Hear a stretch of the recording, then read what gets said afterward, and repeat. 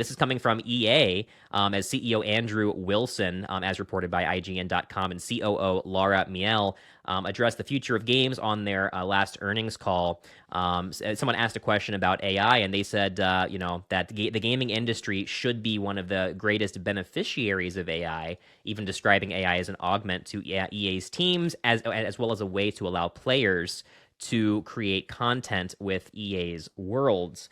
And if there's one publisher that is notorious for over monetization or shady tactics when it comes to the releasing of games, I think EA has definitely taken the cake.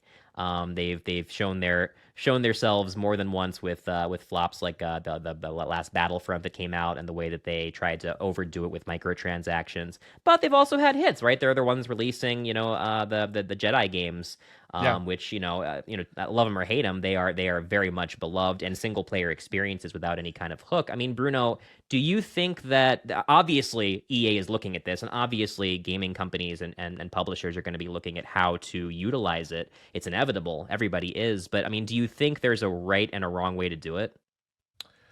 Um, this is a really weird question of ethics, and when it comes to art and design and that kind of thing. I personally, as an artist and designer, think that AI is something that's here to stay. It's not going anywhere, so you might as well get used to it and use it to your advantage. Right? Like all tools can be used for good or, for evil, right? And I think that, when it comes to AI generated art or content, there's always going to be a need for a human touch, right? Like it's inevitable that you're going to have a human look over that or tweak something. But honestly, when it comes to things like generating concepts, there's no better platform than an AI generated project, right? Like I think that when you look at the capabilities that AI has in terms of creating ideas, right? That's where it really has a great start is creating ideas. It still takes someone to execute these ideas, right? Ideas are a dime a dozen. We don't need another idea man. And when you can replace those simple things, those simple tasks with AI generated content, then you've increased productivity. And I got news for you, Nick. It's something that's definitely going to be impacting a lot of other sectors because IBM recently came out. There was a recent article in Bloomberg that basically said that IBM is to pause hiring for jobs that AI could do. And they're looking at maybe roughly close to 8,000 jobs could be replaced at IBM by an AI or an automation of some sort. So, I think those simple tasks that get delegated every day that kind of fall down to the bottom of the barrel, those are going to be the ones that the AI can reproduce. Like it's much better than the AOL chatbots that we used to have back in the day. You know what I'm talking about, Brad? Oh, well, no, but you make a great point, Bruno. I think that's the double-edged blade of the reality of AI becoming more integrated into society, right? The shining, the positive is the, like you said, the creative. It's not even just ideas; it's the iteration of creative ideas, the ability for it to create an idea, think about it, learn from it, and then regenerate an idea that's using that as part of its data set, right? So I think about the possibilities with EA in particular, right? You can take a partnership that EA has with like FIFA or La Liga, right? And then you can incorporate real data sets from sports, real results, injuries, human aspects of the athletes into the data set along with EA's design metrics.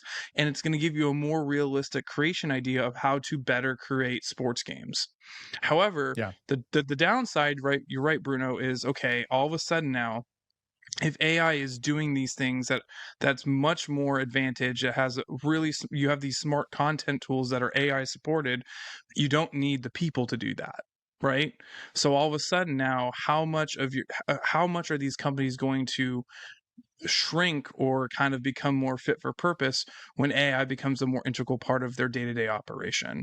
And so I think that's a bit of a fear for developers, for people who work at these development companies, is okay, now I'm starting to reflect, could my job be AI replaced? And what does that look like? And how does that impact? It's going to have a huge advantage for the velocity of how quickly content is created and what we may be seeing in terms of Yeah. even game development cycles, but at what physical job loss for the game sector. And so that's really, I think, where I stand, is it's got huge potential but huge impact, and we don't Yeah. know where that dust is going to settle. What do you think, Nick? The whole thing is it's I think it's scary. I mean, I don't say this as normally I'm someone that's quick to adopt or embrace the possibilities of new tech, and I think we are going to find our way. But I think we are in for some rocky waters as many companies begin to embrace exactly what the concerns that both of you kind of laid out of what happens when these big corporations try to find ways to utilize AI to do the job that, let's be honest, we're heading into a recession right now. I know that's not the happiest thing to talk about, but the economy's not great. So, obviously a lot of these companies are going to be looking at ways to slash expenses. And, I think a great example of what can go wrong when any kind of, I'll say AI loosely, is used without any kind of quality check process by actual people. Think of the GTA remastered trilogy. Okay, so that game was produced by a very small studio. I'm not sure why they were tapped to do it, but they were, which was to take the first three 3D Grand Theft Auto games and put them all in one collection, right? We talked a lot about the very rocky launch of that definitive trilogy collection, and one of the big problems was that when they had the problem, they needed to upscale an entire world, right?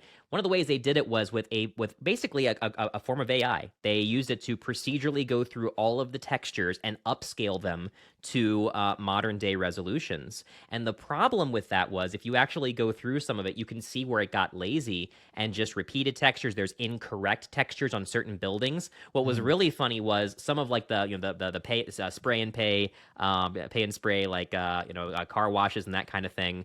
Anything that had text on the side, sometimes the AI would get the text wrong and would replace letters or words. So you ended up with not the right thing. So it became very obvious that a human being didn't do that work.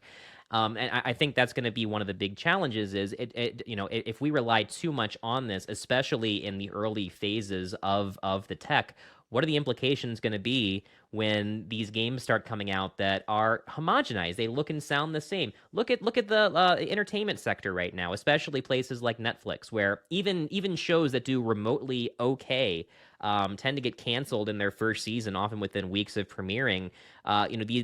These companies don't want to take risks anymore, and so I can see us entering into kind of a dark period if we go down the wrong timeline. If Abed rolls a 1 on the D20, and we get the chaos version where everyone kind of settles for this AI produced, homogenized, just this dumbed down experience that pervades the entire entertainment industry, not just games. I would challenge that could be somewhat abated by your data source or the size of your data lake, right? So in EA, we'll use EA here since they talked about it, this case. If they've got 40 years of data and history of their development of their games, that's a lot of data for the AI to comb through and learn and how to be better. Right. But you're right. If this is at the beginning of something and being adopted early in the industry and the data set is really limited, then there's not as much room for the AI to kind of do that iterative process to learn from itself and get better. It's going to have a ceiling. And so at what point do we need to be able to be involved, like you said, as humans, to manage that ceiling and know when we need to provide that finesse, because it's not going to know how to respond, or he, she, AI, whatever you want to call it, responds well to what we're asking it to do, right? But I feel as data grows, as the data lake grows, as more knowledge is absorbed into this platform of where AI can instantly respond and think and connect, it's going to be a point where that doesn't become a problem anymore. But I think we're a ways away from that. I think you're right. Early on, you're going to see those gaps, those limitations when it comes to flawless game development.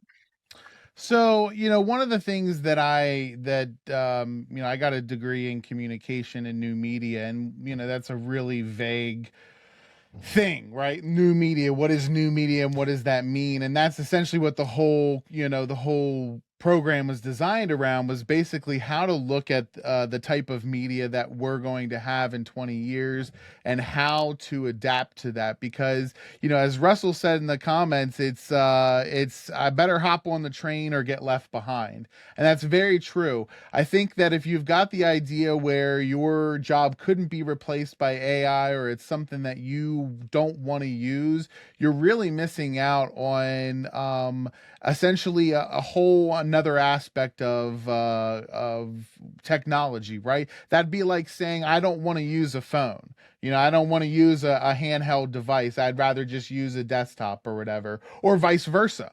You know, I only want to use a phone and don't want to use a desktop. Right now, a lot of Gen Z and younger are actually having a hard time with computer skills because they're so focused on mobile technology. And I got news for you, kids. I got news for you, youngins, children. Gather round, because guess what? Adult work is done on a computer, and it always will be done on a computer in terms of the grand scheme of things, because it's more powerful than a phone.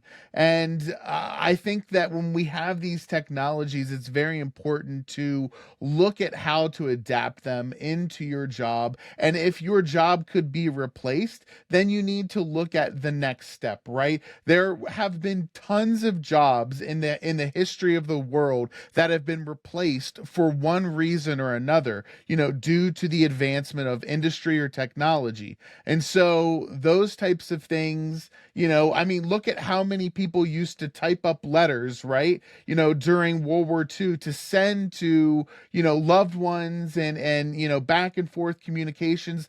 And now we have email, right? All those jobs are gone.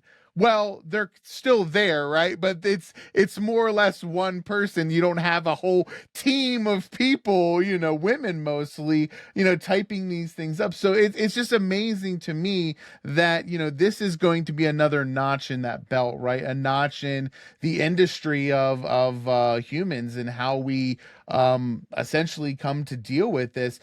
Yes, we might be putting in our order with an iPad at a McDonald's, you know, here in the future, but somebody's going to have to troubleshoot that if something goes down, right? There's always going to have to be a human somewhere in the mix to make sure. Unless they have an AI to manage the AI, right? We're going Inception level. Oh my gosh, Inception level.